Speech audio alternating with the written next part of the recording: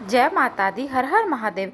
Hindu calendar के अनुसार अश्विन मास की कृष्ण पक्ष की अष्टमी तिथि को जीवित पुत्रिका का या जितिया व्रत रखा जाता है। मान्यताओं के अनुसार जितिया का व्रत कठिन व्रतों में एक होता है।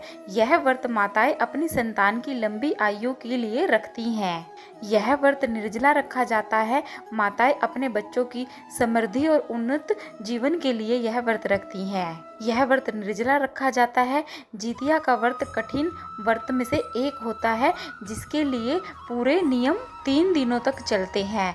नहाया खाया से शुरू होकर व्रत और पारण के बाद जितिया का व्रत पूरा होता है। इस व्रत में अन्न जल का त्याग कर माताएं संतान की दीर्घ आयु और सुखमय जीवन पाने के लिए यह व्रत रखती हैं। जिनको संतान नहीं होती है वह भी इस व्रत को रखती हैं।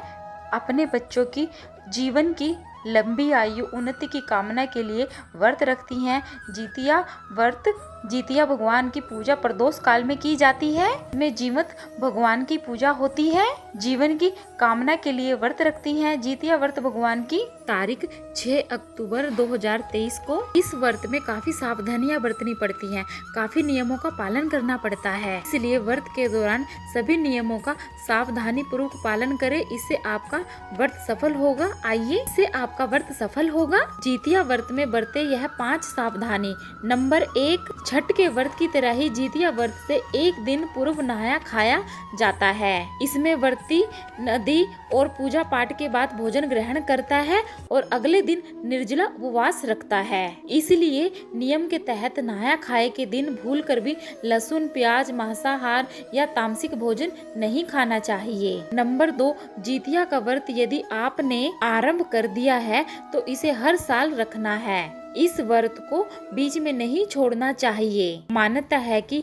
पहले साल इस व्रत को सास करवाती है और पहले सास भी इस व्रत को रखती है। उसके बाद घर की बहू द्वारा यह व्रत किया जाता है। नंबर 3, अन्य व्रत की तरह जितिया के व्रत में भी ब्रह्मचर्य का पालन पूर्ण करना चाहिए। इसके साथ ही साथ मन में किसी भी प्रकार का वैर भाव नहीं रखना चाहिए। इस दौरान लड़ाई झगड़े से दूर रहना चाहिए। नंबर 4, जितिया का व्रत के दौरान आचमन करना भी वर्जित माना जाता है। इसलिए जितिया के व्रत के दौरान का एक बूंद भी ग्रहण ना करें। नंबर 5, जितिया व्रत के नियम पूरे 3 दिनों के लिए होते हैं। पहले दिन नहाए खाएं, दूसरे दिन इसका निर्जला व्रत रखा जाता है और तीसरे दिन ब्रह्म मुहूर्त में उठकर नदी किनारे जाकर स्नान आदि करने के बाद पूजा पाठ करने के बाद ही व्रत का पारण करें। सूर्य को अर्घ देकर ही व्रत का पारण करना चाहिए। यह व्रत माताएं अपने बेटे के स्वास्थ्य जीवन के लिए, उनकी दीर्घायु उम्र के लिए किया गया यह व्रत। बच्चों के लिए यह कठिन व्रत का अनुष्ठान माताएं बहनें करती हैं। माँ से बड़ा कोई त्यागशील नहीं हो सकता। अगर आप एक माता हैं तो आप कमेंट में जय माता दी जरूर लिखें। माँ तो माँ ही होती है। सभी माताओं को मेरा सत सत नमन।